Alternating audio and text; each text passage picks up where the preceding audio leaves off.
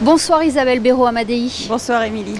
Nous sommes à quelques mètres du lac Tanganyika, l'un des plus grands lacs d'Afrique, pour évoquer ce déplacement officiel au Burundi. Quel bilan pouvez-vous tirer de cette visite? Effectivement, nous sommes à côté du lac Tanganyika, à un moment où cette visite se termine. Nous allons prendre l'avion dans quelques heures. Je crois que c'est un bilan plus que positif, puisqu'il nous a permis de venir sur le terrain. À la suite, comme je l'avais dit, de l'accord cadre de coopération que nous avions signé avec mon homologue burundais il y a une dizaine de jours en marge du sommet de la francophonie. Et donc nous sommes là, nous étions là pour voir sur le terrain quels sont les projets que nous soutenons ici au Burundi, pour valoriser aussi l'action de la coopération monégasque. Et je dois dire que je suis vraiment très satisfaite d'avoir rencontré à la fois les organisations internationales, les ONG locales ou internationales et aussi d'avoir pu échanger avec les bénéficiaires. Donc on a visité beaucoup de projets un peu partout dans le pays du Burundi et c'est une visite qui, je crois, a été très positive. C'est un pays partenaire depuis de nombreuses années, hein. C'est un pays partenaire historique de la coopération monégasque. Nous sommes ici depuis 2008 dans les domaines d'action prioritaires de Monaco, mais pas seulement. Ces domaines d'action correspondent aux besoins et aux priorités du gouvernement burundais. Donc 2008, je disais, où nous sommes intervenus en matière de santé, de sécurité alimentaire, d'accès au travail décent et de protection et d'éducation de l'enfance, avec en 2015 un accent plus particulier sur la sécurité alimentaire. L'éducation est un enjeu majeur pour le Burundi. On parle ici de capital humain, car ces enfants sont tout simplement l'avenir du pays, hein. Alors effectivement, on a été particulièrement intéressé par cette jeunesse, puisque c'est une population jeune, à l'image de la population africaine, hein, qui a un âge médian de 19 ans. Donc les actions qui sont axées sur l'éducation et la protection de l'enfance sont vraiment importantes ici et elles correspondent à la priorité du Burundi, puisque l'éducation est vraiment au centre de l'action du gouvernement burundais. Donc là encore, on se rencontre dans nos priorités et quand on voit cette jeunesse qui a vraiment besoin d'éducation et une envie aussi d'étudier, on se dit qu'on n'est pas là par hasard. C'est important pour vous de vous rendre sur le terrain pour aller à la rencontre des partenaires de la principauté? Je dirais que c'est essentiel, puisque quand on est à Monaco, on sait très bien quelles sont les actions qui sont menées par la coopération internationale, mais se rendre sur le terrain, ça permet de les visualiser et puis surtout d'avoir ce contact humain qu'on ne peut pas avoir lorsqu'on est dans un bureau. Donc nous avons échangé beaucoup sur ce que nous avons fait et ce que nous pouvons encore améliorer et faire avec nos partenaires ici au Burundi. Donc effectivement, c'est essentiel de venir sur le terrain.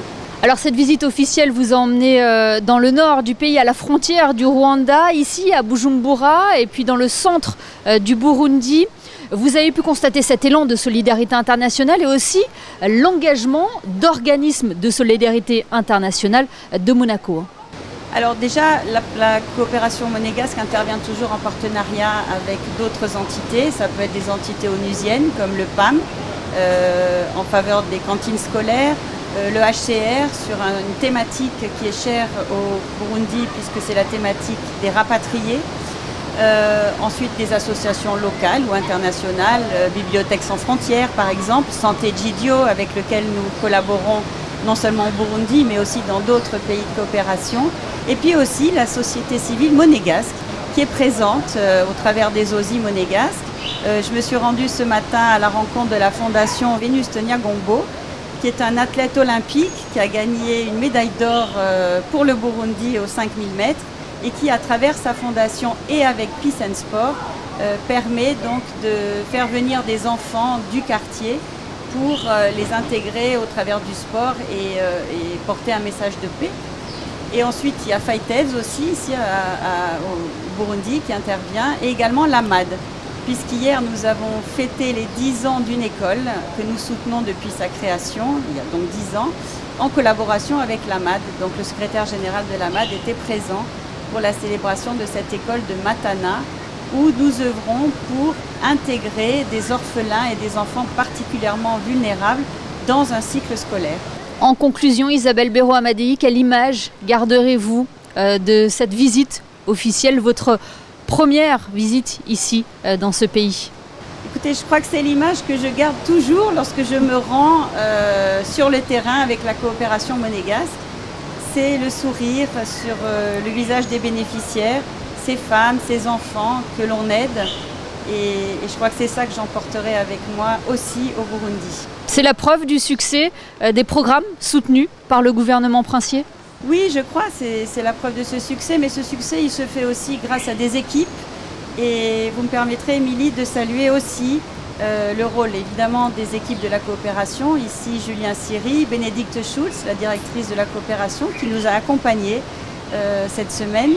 Et puis aussi le rôle essentiel de notre consul honoraire, SPES, qui est également à la tête d'une organisation ici en faveur de la protection de l'enfance, FVS, Amis de l'enfant. Et également rôle essentiel de notre coordinateur pays, puisque depuis le mois de juin cette année, nous avons un coordinateur pays qui s'appelle Joseph et qui est là pour valoriser aussi les actions de la coopération, pour superviser les projets. Joseph est quelqu'un qui a une expérience extraordinaire dans le domaine de l'humanitaire et qui nous aide beaucoup. Donc je voudrais aussi leur rendre hommage à tous. Oui, des liens essentiels. Merci Isabelle Béraud-Amadei et merci de nous avoir permis de suivre cette visite officielle à vos côtés au Burundi. Et merci à vous aussi, Émilie et Olivier, qui nous avaient accompagnés toute cette semaine avec grand plaisir.